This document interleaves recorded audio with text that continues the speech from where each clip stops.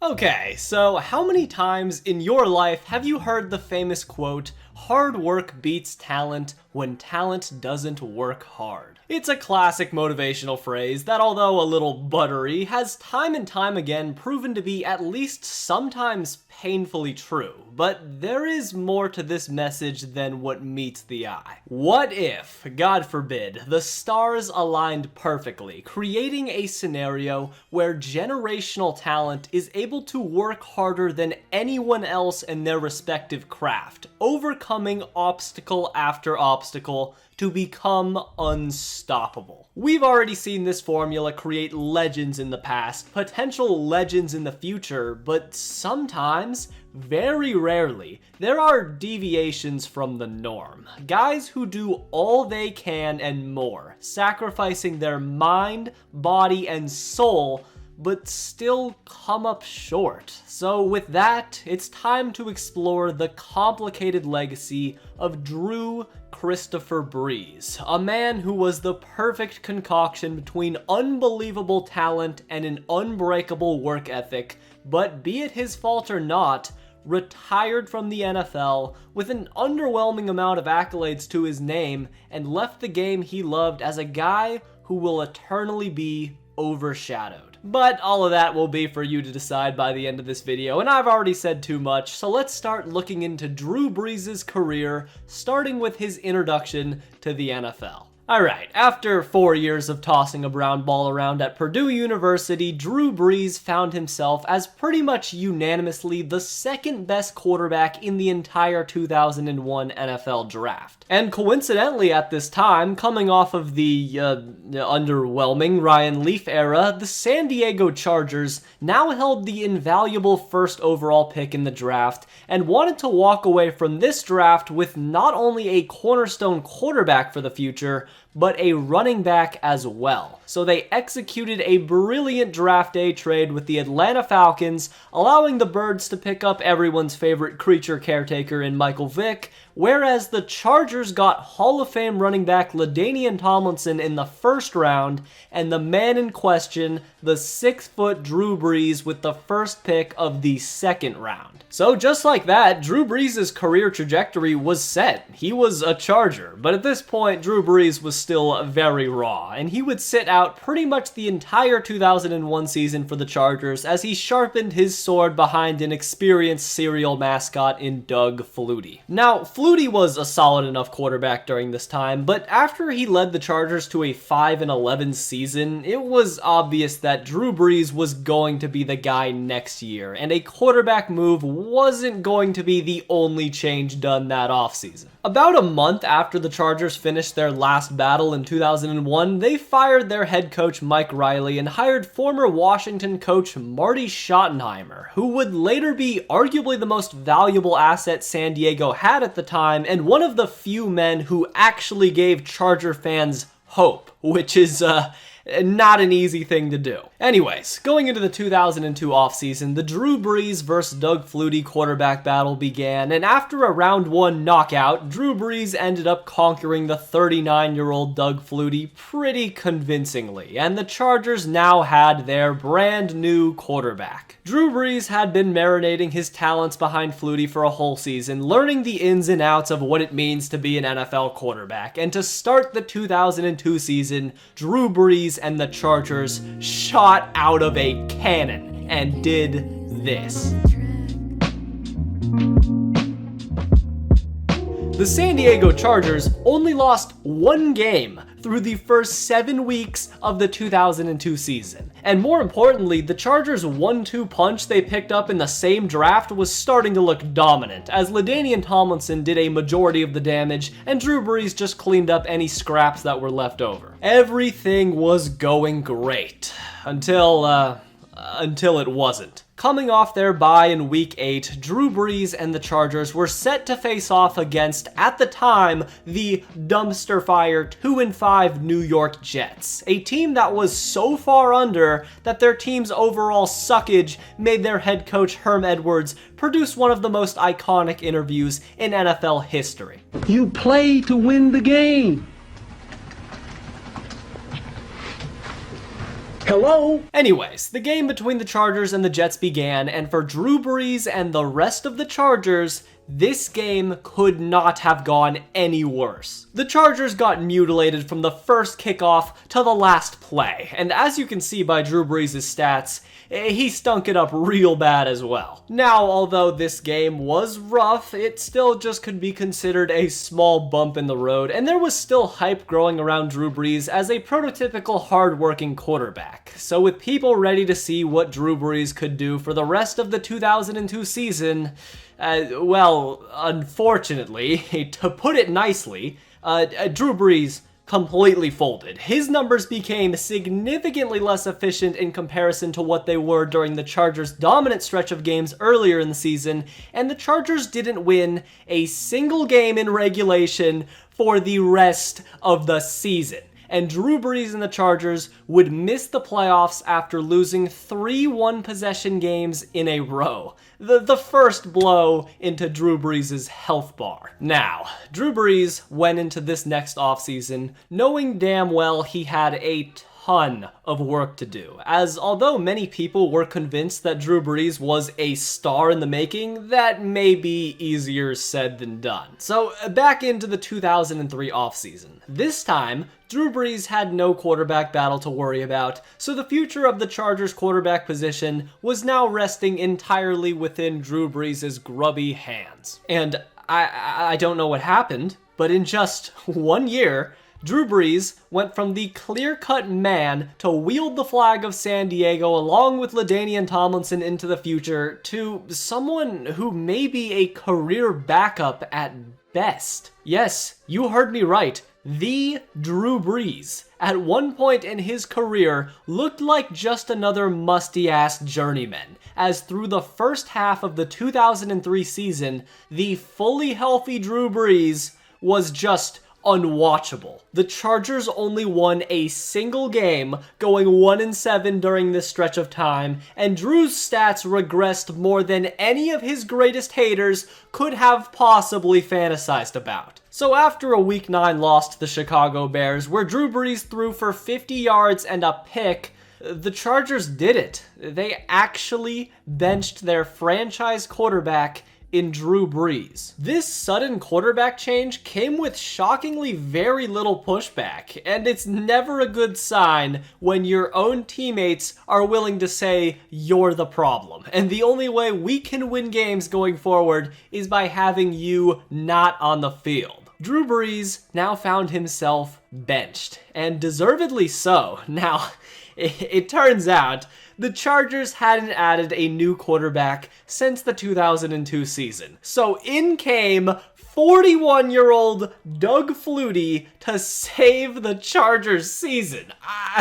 I mean, you gotta be kidding me. Doug Flutie piled on to what Drew Brees had started and did not as good of a job as Drew, but put in a solid enough effort to lock up the first overall pick in the 2004 NFL Draft. So Drew Brees' front office was met with a very similar decision they had to make just 3 years prior, except this time, Drew Brees had given them no indication in his previous season that he would be the franchise guy in San Diego. So they looked at the 2004 quarterback draft class, which was absolutely stacked, with at least 3 borderline Hall of Fame quarterbacks all set to go in the lottery. So with this amount of potential dangling in front of their eyes, and a rapidly regressing Drew Brees still on the roster, of course, the Chargers front office took the bait. Now, Drew Brees was not happy with the idea that the Chargers were going to take a quarterback, and when told for the first time to be prepared for the Chargers potentially selecting a QB, Drew Brees told his quarterback's coach that would be the worst mistake this organization could ever make. However, the prophecy that Drew Brees spoke on that fateful day was ignored, as after executing a draft day trade, the San Diego Chargers brought in Philip Rivers. No sugarcoating anything, letting Drew Brees know directly that this is Philip Rivers and he is here to steal your job. either fight to keep it or lie down and give up. This was the turning point in Drew Brees' career because something awakened inside Drew, and in this offseason, he was going to push his body and mind so far past its natural limit to show the starting quarterback job in San Diego would be unquestionably his to keep. So while Drew Brees was slaving away all offseason, what he didn't know was maybe his competition wasn't all that threatening as of right now, as Philip Rivers was busy holding out trying to get a contract finalized before he even practiced with the team, and the now prehistoric Doug Flutie was barely even a speck on Drew Brees' radar at this point. Drew Brees was unanimously the starting quarterback for the San Diego Chargers in 2004, so with no excuses left to fall back on, this was a make-or-break year for Drew Brees' NFL career. But what happened next was an utter and total disaster. Drew Brees sucked. Through the first 3 weeks of the 2004 season, it looked like he didn't even work out once during the offseason, as the Chargers went 1-2 during this 3-game stretch, all the while Drew Brees was holding the team back once more. The murmurings were getting louder and louder with each week that Philip Rivers was the better quarterback, and just like what happened last year, Drew Brees should be benched, this time forever in San Diego. So here we are in week 4 of the 2004 NFL season, as the Chargers took on the Tennessee Titans, the game that would be Drew Brees' last chance. After another sluggish start to the game against a bad Titans team, the seat that was already hot under Drew Brees was ignited when, after getting sacked to end their 3rd drive of the game, Drew Brees suffered a pretty bad shoulder separation in his non-throwing shoulder, but this isn't the injury you're thinking of yet. And rather than getting some medical attention, the second that Drew Brees went to the sideline, head coach Marty Schottenheimer went over to Drew Brees, looked him dead in the eyes, and said, "You have one more chance. You have one more drive, or else Philip Rivers is coming in the game." Reality had set in for Drew Brees. He was just not producing out there on the field, so he now found himself in a situation where the only person seemingly in the stadium that believed in him was, well, himself. And now with no options left, he had one last drive to save his career. I mean, hell, even Lorenzo Neal, the Chargers' all-pro fullback, came over to Drew Brees as well and just said to him straight up, "Look, you're either going to be a great player for a long time or you're going to be a career backup. The choice is yours." So with 8 minutes and 45 seconds left in the second quarter, with the game tied at 7-7, Drew Brees not only proved his worth, but he cemented himself as a bona fide star in the NFL. Philip Rivers can start. Not today. Brees, Rasheed Caldwell. Great one-handed catch. 58 yards. Gone. Finally, all the work he had put in was starting to pay off, and all it took was a little push by his coach and teammates, as the Chargers decimated the Titans 38-17, but that was just the beginning. For the rest of the 2004 season after week 3, Drew Brees was regarded as probably the 3rd best quarterback in the entire NFL that year, as his stats were unbelievable and completely unrecognizable from just 1 year prior, as he was the main difference maker in the Chargers going from 4-12 the year prior to 12-4. And making the playoffs for the first time since 1995. So the Chargers did it, as they now found themselves in the wild card, hosting none other than the New York Jets. Pretty much the same exact team that would flip their first domino in the Chargers' 2002 collapse. The game went underway, and it didn't go well in a wet and stormy game for most of it, but with seconds left in the 4th quarter, the Chargers found themselves down by 7 on the 1-yard line. Anyways, after a weird little situation, Drew Brees was able to get a touchdown to Antonio Gates to force overtime. And in overtime, Drew Brees was ready to get his first ever playoff win, and LaDainian Tomlinson and the Chargers set themselves up for a 40-yard field goal to attempt to beat the Jets, But it just wasn't meant to be, as the kick was no good, and the Jets would go on to make a field goal of their own to ice the game, giving Drew Brees the second big punch to his spirit. A crushing loss for Drew Brees and the Chargers, but this was still a season to be proud of, for now, as unfortunately, it only goes downhill from here for Drew Brees in a Chargers uniform. In 2005, Drew Brees was pretty damn good again, as by comparing his full season stats to his 2004 campaign, you could actually make a serious case he was better this year. But his team was not, and after a Week 16 loss to Kansas City, where Drew Brees had one of the worst performances of his season, the Chargers were officially eliminated from the playoffs. But the Chargers still had one game left to play against the Denver Broncos. So you'd think that with nothing on the line and with Drew Brees' contract year about to end, the Chargers would at least see what they have with Phillip Rivers, who at this point had been holding a clipboard for the past 2 seasons. Well, although Phillip Rivers did end up playing in this game, Drew Brees would get the start, and I guess for reasons I can't fully understand, Marty Schottenheimer elected to have Drew Brees start the game and stay out on the field until one singular play almost costed Drew Brees everything.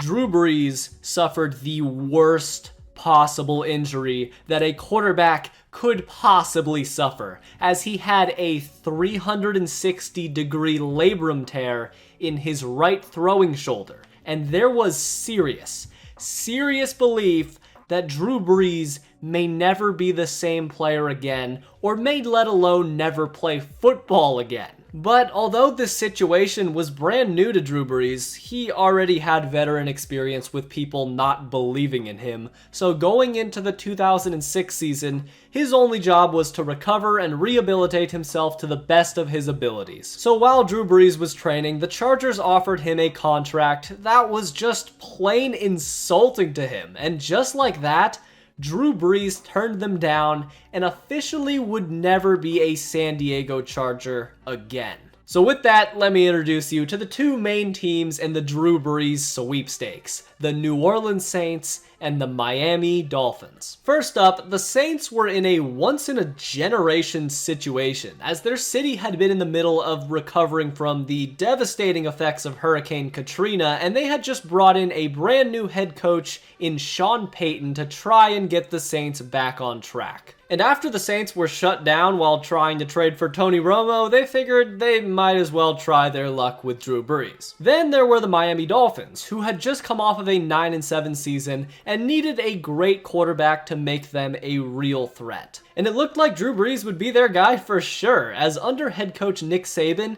it appeared as if the Dolphins were going to bring in Drew Brees officially. They were about to sign the contract until Drew Brees, still not fully healthy at this point, failed his physical. And just like that, the Dolphins gave up on bringing him into Miami. So with that, the New Orleans Saints smelled blood in the water and signed former Chargers quarterback and still severely injured player Drew Brees to a 6-year, $60 million contract to join Sean Payton in becoming one of the new faces of the New Orleans Saints. So, in his first season with the New Orleans Saints, from the first game he ever played in that uniform, there were 0 questions about his shoulder as he came out firing and played the best football he had played up to that point. Pump and go, Henderson, great play, touchdown Saints.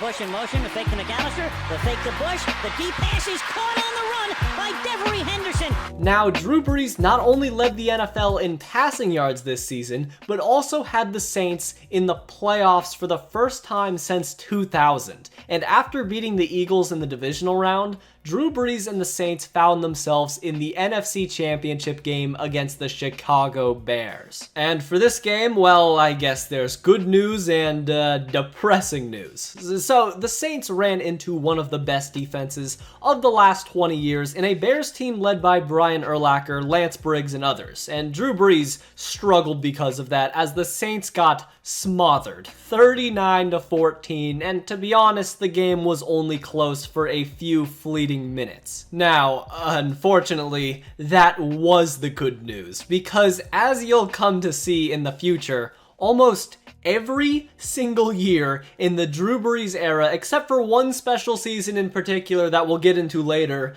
just know that after this loss, Drew Brees fell victim to seemingly every other living, breathing organism around him, mastering the ability to lose and fail in the most inexplicable and creative ways. But that's not to say that Drew Brees was never to blame, as going into 2007, coming off of his first season in New Orleans where he made an all-pro team, Drew Brees regressed significantly across the board, throwing just 7 more yards than he did the year prior, while throwing way more passes overall, more interceptions, less touchdown percentage. You get the point. He was just simply disappointing. The Saints would miss the playoffs in 2007 as a result, and now Drew Brees had to somehow find a way to avoid a stagnation with the Saints. Now, here's the issue. In the 2008 season, Drew Brees had the best season of his career once again up to this point. His stats were unbelievable. The man threw for 5,069 yards,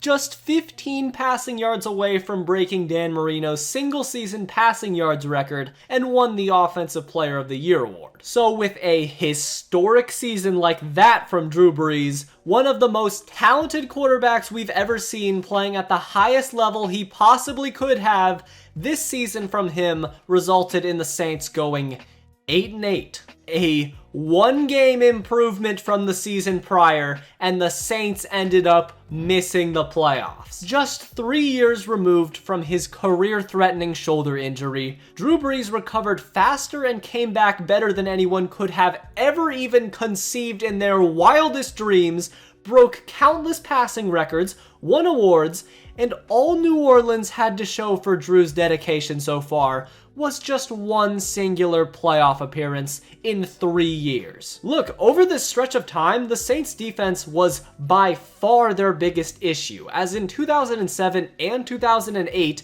when the Saints missed the playoffs, the Saints had both the 25th and 26th ranked defenses, allowing 24.4 points per game to opponents, which is not going to get the job done. So going into 2009, the Saints hired defensive coordinator Greg Williams, a man who will be more important later on, but for now, he was brought in from Jacksonville to help at least marginally improve the defense, and add that on to the additions of Viking safety Darren Sharper and rookie Malcolm Jenkins, and things looked like they might get a little better. The question now was, can Drew Brees continue to be Drew Brees? The answer to that question was yes. Yes, he could.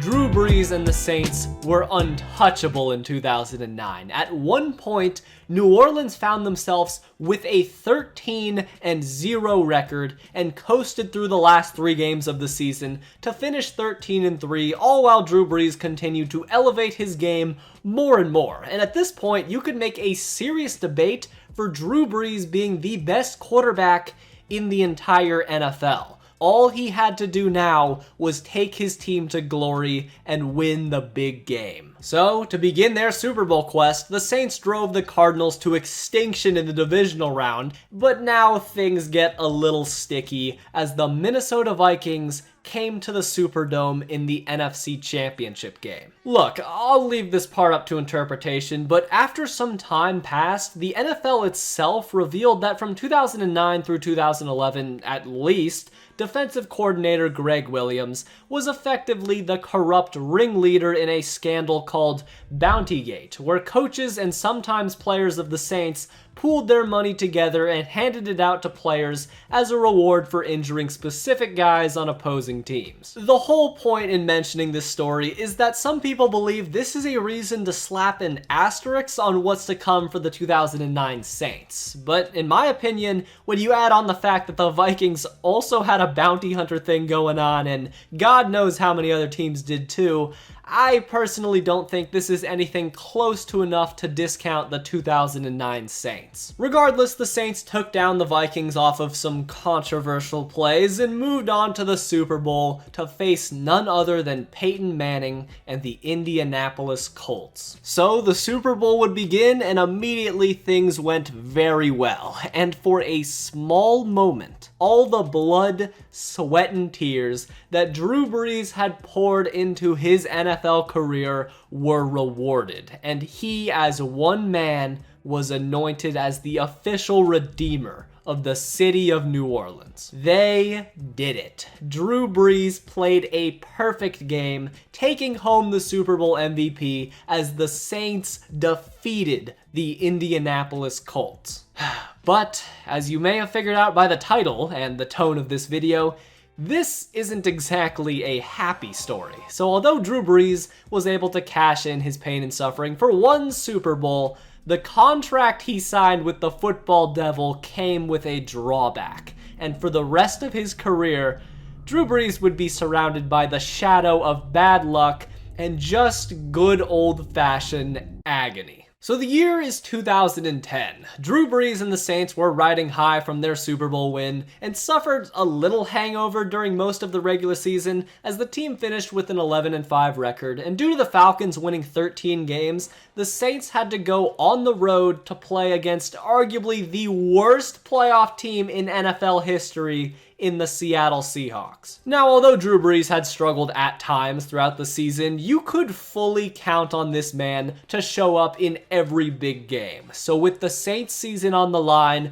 Drew Brees played the best game he's played all season long, throwing for over 400 yards and 2 touchdowns while leading the Saints to dropping 36 points on the Seahawks, and they lost. They lost because the defense gave up 41 points to Matt Hasselbeck, and also Marshawn Lynch did Marshawn stuff. This would be the deepest punch Drew Brees would receive since being benched back in San Diego. But tragically, this would only be where Drew Brees' pain begins. Somehow though, Drew Brees just kept improving, as that hunger that once allowed him to mentally recover from his early shortcomings and his physical ones as well never left him, and with his constant improvement, just came more and more historic seasons. Although he still hadn't won a league MVP, the 2011 campaign for Drew Brees was one of the best seasons a quarterback has ever had. I mean, you can see the stats here. His passing yards were most of all time up to that point. He had the most passing touchdowns in the league, all while having the second best passer rating in the league, which is just impossible, and he won another Offensive Player of the Year award. And after their embarrassing loss to the Seahawks the year prior,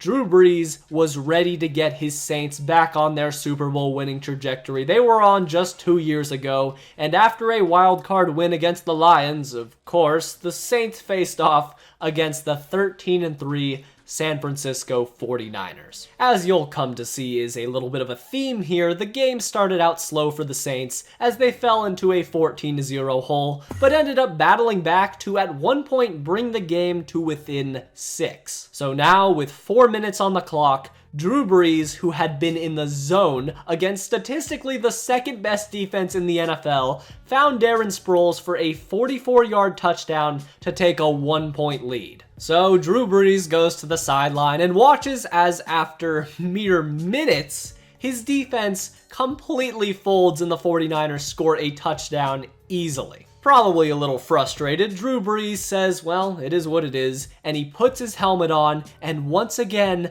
throws an insane laser, this time to Jimmy Graham for a 66-yard touchdown to now take a 3-point lead with barely a minute left on the clock. All his defense has to do is not let the 49ers score a touchdown with 1 minute and 30 seconds. How hard can that possibly be? 3rd and 3. He throws to the end zone, and a catch is made by Vernon Davis for a Niners touchdown. Yeah, in tears, I guess, Drew Brees watched the 49ers pull off yet another iteration of the catch, and the Saints would be sent home packing for the second year in a row. Now, going into 2012, the Saints season was doomed from the very beginning as the NFL decided to crack down on their Bountygate Scandal from a few years back, and a ton of guys were suspended, most notably linebacker Jonathan Vilma for the season, and even more importantly, head coach Sean Payton was suspended for the whole year as well. So the walls just continued to keep crumbling all around Drew Brees. This resulted in the 2012 Saints logging their worst season since 2007 as the team went 7-9 off of the back of the second worst defense in the entire NFL. And while Drew Brees at this point had now racked up his 5th Pro Bowl selection in a row, there was no plugging the gargantuan hole in this sinking ship, and yet another 5,000-yard plus Drew Brees season went to complete waste. So with the conclusion of the Bountygate punishments, although Sean Payton would help the team get back to at least a playoff appearance, a dark era of Saints football under Drew Brees would begin, as after going 11-5 on the year and sporting not only a prime and unstoppable Drew Brees, and now a good to dare I say great defense, there was unfortunately just a bigger fish, as the Saints ran into one of the best football teams of all time in the 2013 Seattle Seahawks, and the team was sent home in the divisional round. So after this loss, from 2014 to 2016, it was the same old grind for Drew Brees, as he, a man now in his late 30s, continued to put up unreal numbers, pushing through injury after injury, but had nothing to show for his hard work. It was sad, nothing more to say, and going into 2017, there were serious discussions wondering if at this point, Drew Brees had just had enough, as his contract was set to expire after this season, and according to him, he was basically just a husk of flesh functioning off of muscle memory, and the only thing keeping him going was his pure desire and love for the game of football. Finally, help came in 2017, as in this season, the Saints looked like a brand new unit, as after one of the best single-team draft classes of all time, the Saints brought in new guys like Alvin Kamara, Ryan Ramczyk, and others that really helped them to get back into becoming true Super Bowl contenders. So, the Saints went on to win 11 games in the 2017 season and beat the Panthers in the wild card round, with Drew Brees continuing to show that when the time comes in the playoffs, he will be ready, as he thoroughly outplayed Cam Newton, a guy who was 10 years younger than him, to lead the Saints to a tight victory. The New Orleans Saints were now set to face off against the Minnesota Vikings, a team and I guess a game that had very similar factors that Drew Brees was already familiar with, as the Vikings sported the best defense in the entire NFL, which was poised to slow down an aging Drew Brees significantly. A lot of people still believe that this season's conclusion would be the last we'll ever see of Drew Brees, and to start their game against the Vikings, that narrative was only bolstered, as the Vikings took a 17-0 lead in the first half, all while Drew Brees was the main factor for the Saints' struggles, as just like what happened with the Seahawks in 2013, the Saints didn't score any points in the first half, and Drew Brees was doing his part in helping the Vikings out with 2 interceptions among bad passing statistics overall. But if you haven't figured it out by now, Drew Brees hates it when he's losing, and will not allow his team to lose because of him, and somehow in just one half, Drew Brees was immortal once more as he led the Saints to 3 touchdowns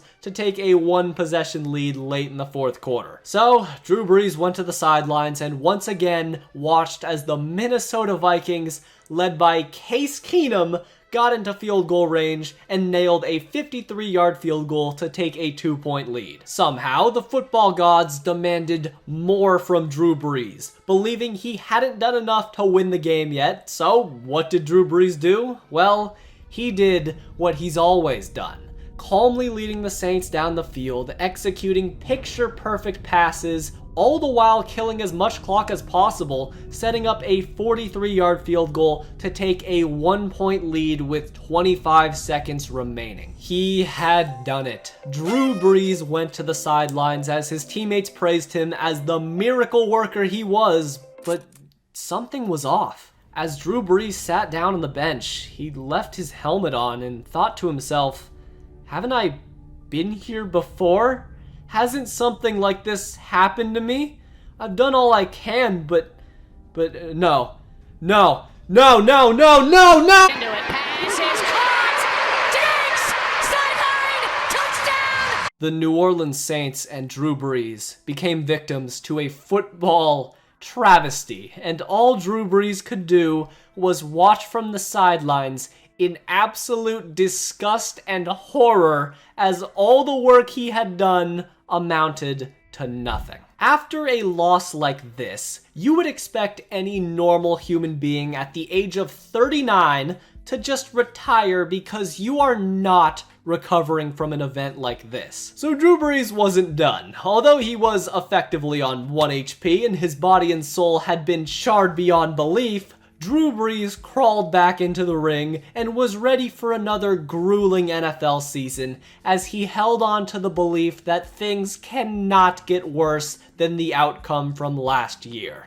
And as the 2018 season began for Drew Brees, it was clear he made the right decision, as Drew Brees seemed to gather all the life energy he had left and poured it into his near 40-year-old body to produce one more MVP caliber season, as he finished the season second in MVP voting with the highest passer rating of his career with over 450 pass attempts. He broke the all-time passing record this year too, because of course he did, all the while leading the Saints to a 13-3 record, the same exact record they had during their 2009 Super Bowl campaign. So of course, with so many similarities to their Super Bowl team of the past, the murmurings began to pour in as Drew Brees' 2018 season was labeled as his best shot to win a Super Bowl since his last appearance. The Saints would face the fellow 13-3 Rams led by Aaron Donald and Todd Gurley, and immediately the two teams proved to be evenly matched. Brees and the Saints controlled the tempo, but the Rams were just gambling more and squeezed out enough points to tie the game with 5 minutes left on the clock. Here we are, 5 minutes left in the biggest game Drew Brees has played in since his last Super Bowl, and once more, all of his hard work he's put in over 17 years in the NFL to this point was about to be tested. So the Saints got the ball back, and after a few drives, eventually it looked like the Rams were completely dead when Drew Brees connected with Ted Ginn for a 43-yard pass down to the Rams' 13-yard line. Drew Brees was ready. Finally, the ball was in his hands, and he was going to dictate whether the game was won or lost. So on 3rd down, he dropped back to pass, and this happened. Quick snap, Brees. Pass is incomplete, no flag. I can't believe it.